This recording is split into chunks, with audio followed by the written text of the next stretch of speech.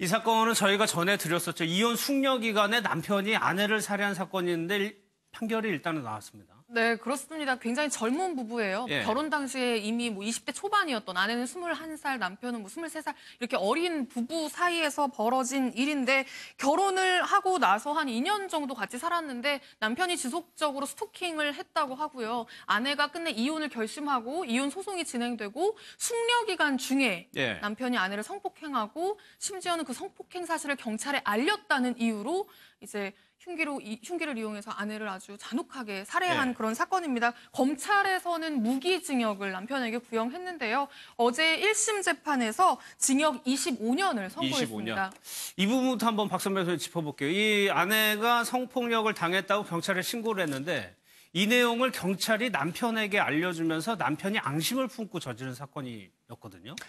그 집을 찾아갔을 때 남편이 성폭력을 저질렀고 그걸 바로 아내가 나오면서 신고를 했었는데 아침에 신고를 했거든요. 9시에. 예. 근데 그 경찰서에서 그 내용을 듣고 남편한테 전화 연락을 했습니다. 이런 사실이 있느냐라고 했더니 남편은 부인을 했었고 그랬는데 그 과정에서 한 20분 동안 통화를 하면서 정말로 성폭력한 사실이 없다 그러면 관련 증거 자료를 사진으로 찍어 두라라고 얘기를 했다는 거거든요. 예. 그리고 아내한테는 경찰이 실제로 그런 위협을 당했다면 보호 조치를 할 테니까 보호 조치를 받겠습니까? 라고 했더니 아내 측에서는 굳이 그럴 필요 없다고 거부를 했다는 이유로 경찰이 보호 조치를 안 했다는 거고요.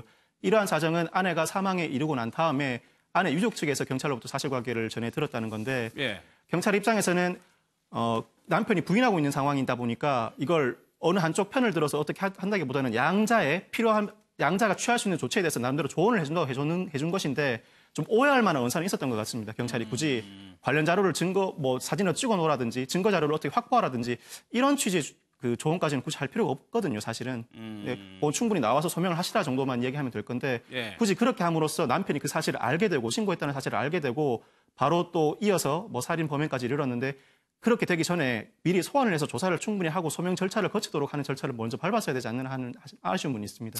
예. 또 하나 손정혜 변호사님, 여기서 이제 딸이 나오는데 이 사건이 일어난 이유가 이 아내가 딸을 보기 위해서 남편이 살고 있는 집으로 가게 되면서 시작이 되는 거거든요. 네, 이 남편이 이제 가정폭력이 있었던 것으로 보이고 그런 이유 때문에 이혼까지 이르게 되는데 이 아이를 이제 남편이 데리고 있었는데 아이가 굉장히 어렸어요. 그 당시만 하더라도 돌이 안 된 생후 8개월 그 정도의 아이인데 딸을 너무 보고 싶은데 친구한테도 딸 이름만 들어도 운다 이렇게 얘기할 정도로 정말 딸을 보고 싶은 마음이 굴뚝 같은데 문제는 뭐냐면 딸을 보려면 남편이 있는 곳으로 가야 되고 남편을 만나야 되잖아요. 그렇죠. 그게 너무 고통스러웠다는 것이고 남편도 딸 좀 나한테 보내달라고 하면 죽기 전까지는 안 된다 그런 단호한 입장을 보이다 보니 그럼에도 불구하고 이런 어려운 폭력 남편이라고 하더라도 딸을 보고 싶은 마음에 그날 아침에 그 남편 집으로 간 거거든요. 근데 그 자리에서 성폭력을 당했고 경찰에 신고했는데 또 그 경찰에 신고했다라고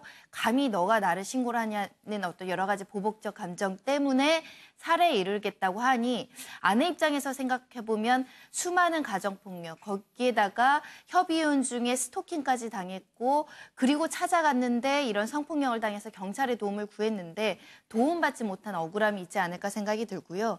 근데 경찰 입장에서는 또 신변보호 조치라든가 여러 가지 해주겠다라고 했는데 가정폭력 사건 이런 보호 조치를 해야 되거든요. 근데 또 아내 측에서 이거를 원치 않다 보니까 이런 불행한 결말이 있지 않았을까 생각이 들고 당사자 본인이 동의하지 않는다고 하더라도 사안의 중대성을 봐서 여러 가지 보호 조치라든가 남편한테 강력한 어떤 경고라도 했었으면 어땠을까라는 아쉬움이 듭니다.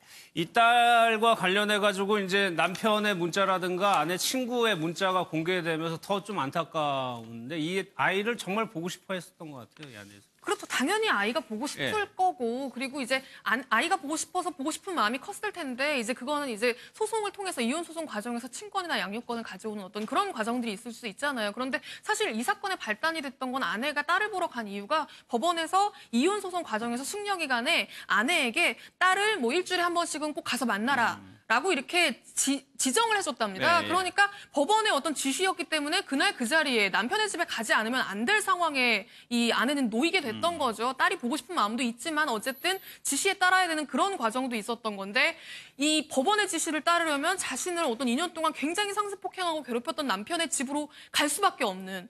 그런데 가서 남편에게 어떻게 보면 특수 강간까지 당하는 그런 과정이 있었고 그게 결국에는 살인으로 연결이 된 거였거든요. 그렇기 예. 때문에 사실 좀 법원의 조치가 애초에 좀 이런 상황들을 제대로 고려하지 못하고 이제 했던 조치가 아닌가라는 어떤 아쉬움들이 이제 그런 유족들에서는 지적도 나왔습니다. 나올 수밖에 없는 거고요. 지금 더 큰 문제는 뭐냐면 남편은 어쨌든 지금 징역 25년을 선고받았잖아요. 예. 이 아이가 지금 있잖아요. 엄마는 아이? 엄마는 이제 사망했고. 생을 마감을 했고 근데 이 아이를 지금 남편의 어머니, 그러니까 시어머니가 지금 데리고 있는 것 같습니다. 그런데 또 이제 이 여자 아내의 부모님도 사실 이 아이가 이제 그 상황에서 그런 환경에서 이제 정상적으로 자랄 수 있을까라는 어떤 그런 걱정 때문에 좀 데리고 오고 싶은데 지금 그런 과정들이 굉장히 어려운 상황인 것 같습니다. 그래서 예. 그 부분에 대해서도 또 한 번 더 안타까움을 지금 호소하고 있는 상황이라고 합니다. 손 변호사님 이거 어떻게 되는 거예요, 그러면? 근데 이게 좀 굉장히 어렵습니다. 왜냐하면 현재는 뭐 엄마, 친엄마는 사망한 상태니까 친아빠가 친권을 단독으로 가지고 있는 상황에서 단순히 아내를 살인한 살인자라고 하더라도 친권 상실이라든가 양육권을 못하게 하지는 못하거든요. 그러니까 예를 들면 이 아이에 대해서도 폭력적인 성향으로 아동을 학대했다거나 이런 전략이 있으면 사실은 뭐 지금 이 살인 사건만으로도 검찰이 친권 상실들은 선고할 수 있는데 예. 현재로서는 어찌됐든 남편 아빠는 키울 수 없고 친할머니가 안정적으로 양육을 하고 있다고 한다면 이 양육 상태를 변경하기도 굉장히 어렵습니다. 법원 입장에서는 친할머니가 양육을 할 것이냐 외할머니가 양육할 것이냐 이걸 결정을 해야 되니까 현재 양육 상태라든가 양육에 대한 의지를 면밀히 보시고 그 변경을 해야 되지 않을까라는 생각이 들고요. 예. 법률적으로 뭐 불가능한 건 아닙니다. 만약에 아이가 지금 온전하게 양육되지 못하고 있고 아버지가 친권자로서 친권을 행사하는 게 아이의 인권에 바람직하지 않는다고 한다면 변경될 수도 있습니다. 알겠습니다.